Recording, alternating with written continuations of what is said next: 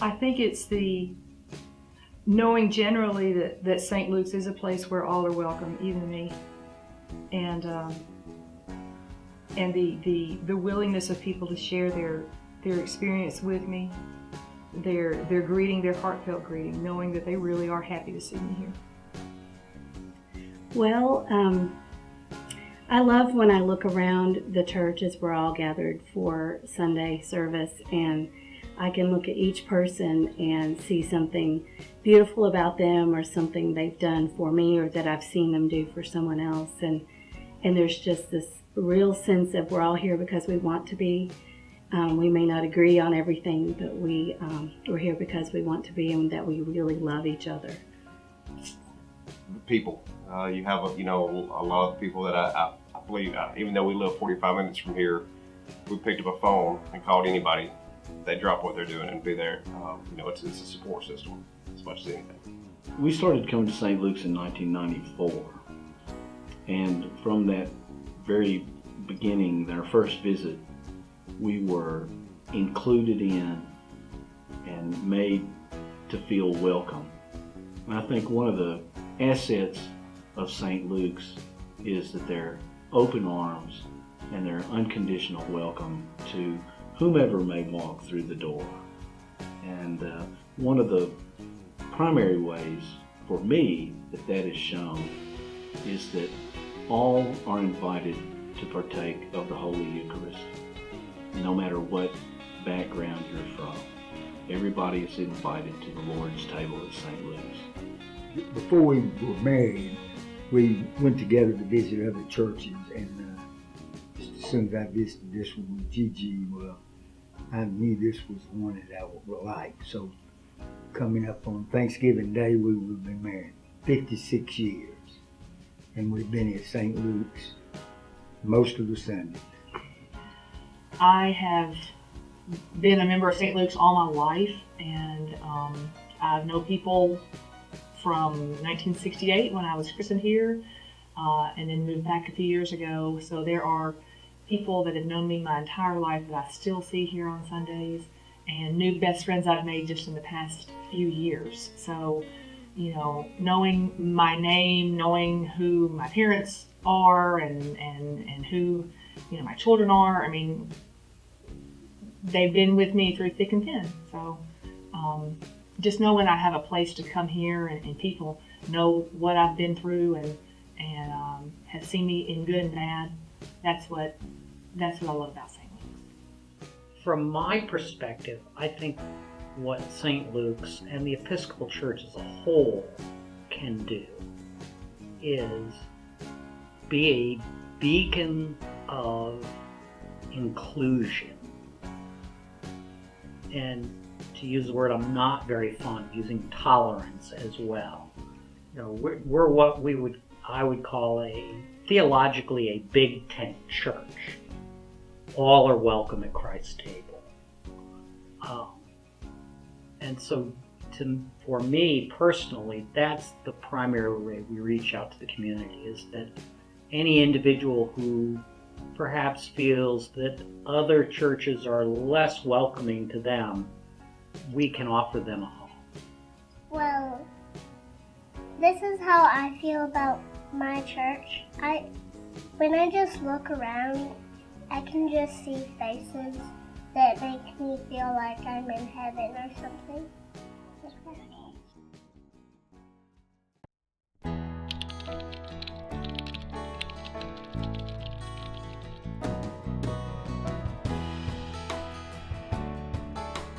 Well, I try to be available to everybody for any kind of grief or consolation that they need, but just by being friendly and speaking to people and getting to know them and know their families, I think that's probably the main way to do that.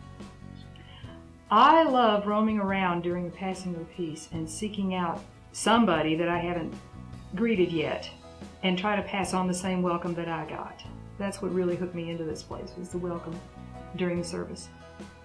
Well, I think I try to respond in kind. People reach out to me, and I try to reach out to them.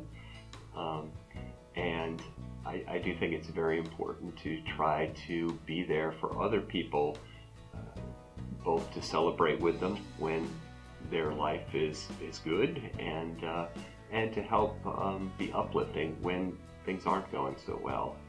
And that's a true part of what it means for a church to be a home and a community, is to be able to support each other and to celebrate each other with each other when things are going well. I mean, we try to encourage people to come to our church and see what it's all about, but then also greet newcomers and try to get to know them, because there's just a lot of good new faces in our church that it's fun to see and to meet them and do things with them. That's one of the things that we really try to do, and I've noticed a big change over the years, is that during the peace that everyone interacts and walks throughout the nave and meets folks. So we always try to look for someone that we haven't met yet and welcome them, and also stay afterwards for the coffee hour to meet new folks that are maybe new to the church. Plus you do your men's get-together thing. The Men's Literary Guild, we meet 3 times a year, usually in the fall, in the summer, and once in the winter. And it's just a gathering of the men of the church. We meet at someone's home, cook out, have some adult beverages and whatnot, and just, it's a good way just to get to know folks on a personal level. So I try to welcome them as best as I can.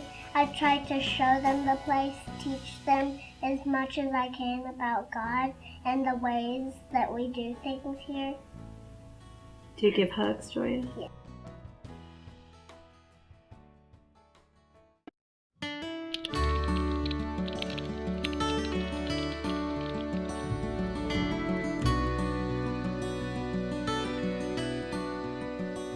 I view St. Luke's as being the primary source of my community here in Jackson.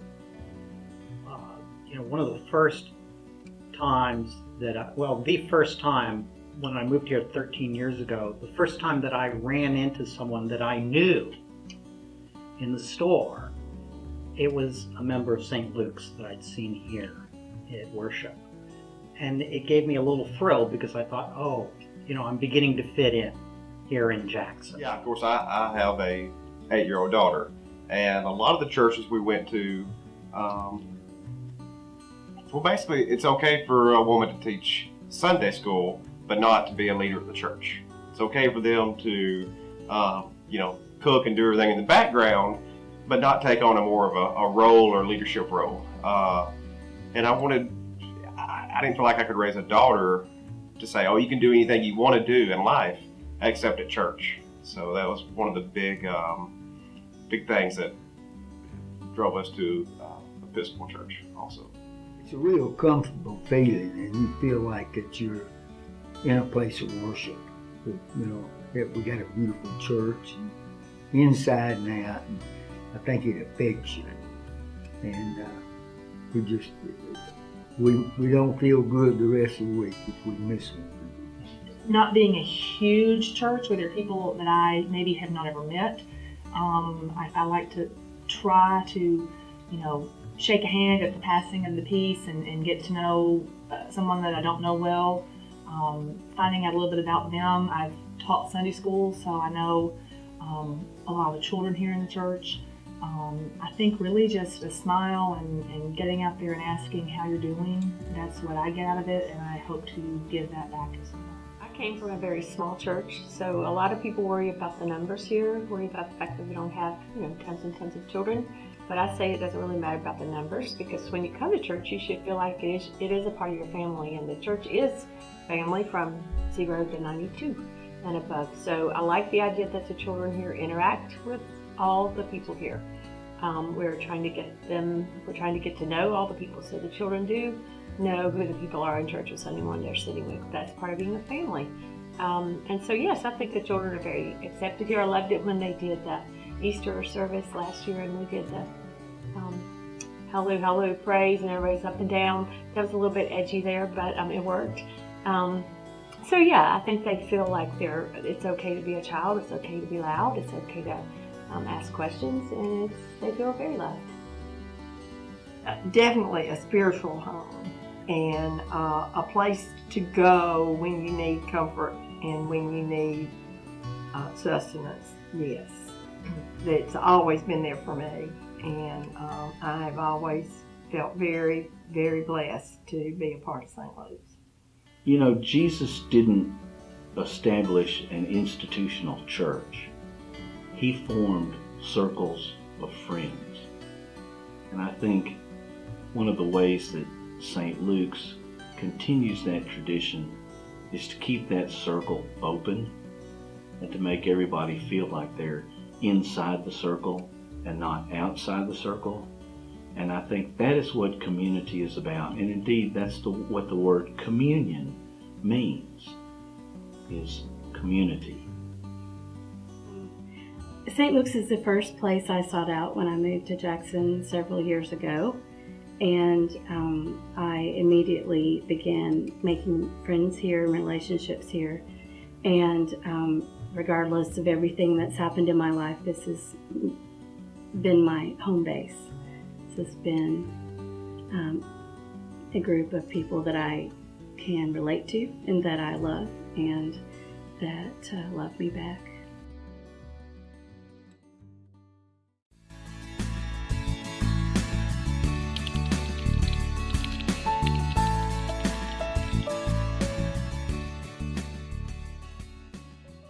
St. Luke's has so many outreach programs, and it's one of the things that I love about St. Luke's.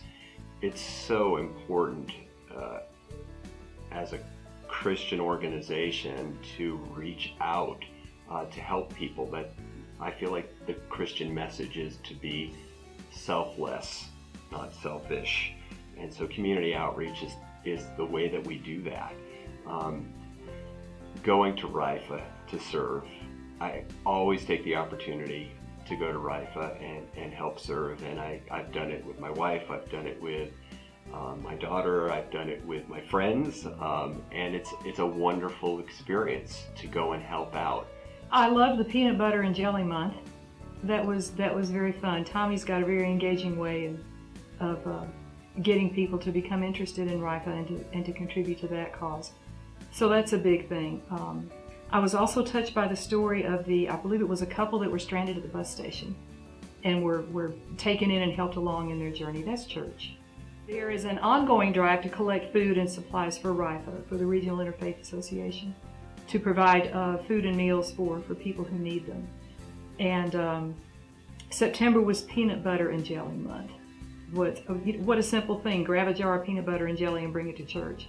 And the resulting huge pile of peanut butter and jelly was kind of fun to see. I understand it was over 300 something pounds of overwhelming PB&J. I think really the community cafe across the street has been a wonderful way for people to get involved in a very close way. They share a garden, our land, and they grow vegetables in that garden. We've always been involved with RIFA's soup kitchen.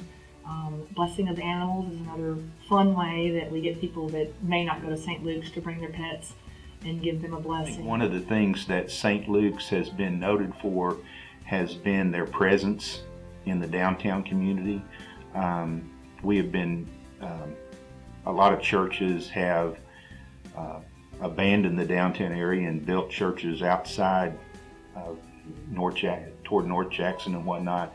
But St. Luke's, I think one of its strengths is we've always been a pillar of the downtown community since the 1830s. And we are very active in the community soup kitchen with RIFA. Gail, our priest, I think has really been active in putting a face to St. Luke's by becoming involved in local organizations that are downtown. So I think St. Luke's has, along with the community or the community cafe, I think we have, when people think of downtown Jackson, they think a lot of St. Luke's Episcopal Church.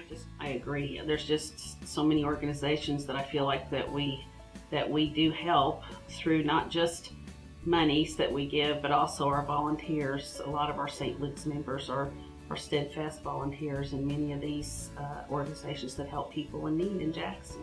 One of our buildings that we own, we lease for a nominal rate to Area Relief Ministries for them to operate out of. They have a day program for homeless men in that building, as well as their administrative offices.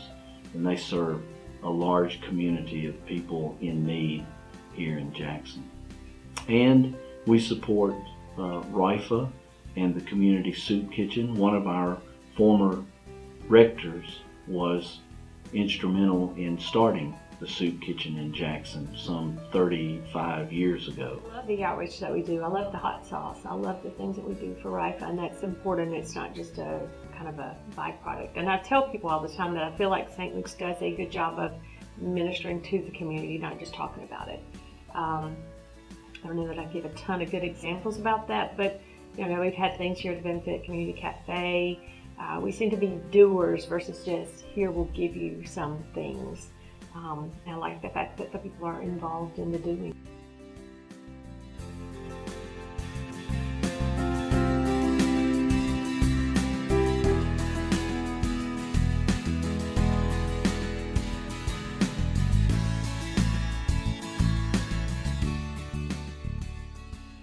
Comfort. Acceptance. Spirit-filled. Fellowship. St. Luke's means God and love. Community. Love. Uplifted. Love. To me, St. Luke's means community. A cradle. Family. Love. Definitely love.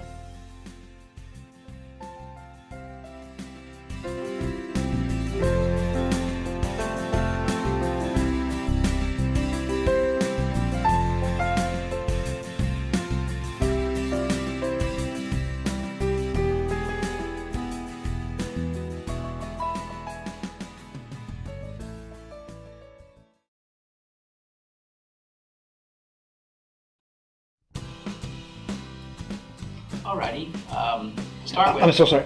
I got to zoom out just a bit. I'm sorry. It looked one way before I hit record, and then when I hit record, it letterboxed it, and I was cutting off the top of her head. Oh, don't do that. I need all the height I can get. Yeah.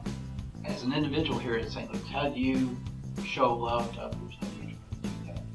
Oh, I'm the wrong person to ask that question for. Anybody who's met me knows showing love to others is not my strong suit. So I have a couple of suggestions. I teach them as much as I can about God and the ways that we do things here. Do you give hugs, Joya? Yes. I know you do. Joya, can you tell me that you give hugs to new people? Yes, I do give hugs to new people. If they don't give me hugs first. Does that happen sometimes? Do sometimes people hug you? Yeah. They won't come back and be with us. Yes. I happen to know from experience that you have a habit of shaking hands a lot. Could you just mention how you got in the habit? Oh, I don't really know how I did that. There was some little, I don't remember, I think it was a little boy that came by one day and I saw him coming up the aisle, and so I kind of stuck my hand up like that. And so it's been that way ever since.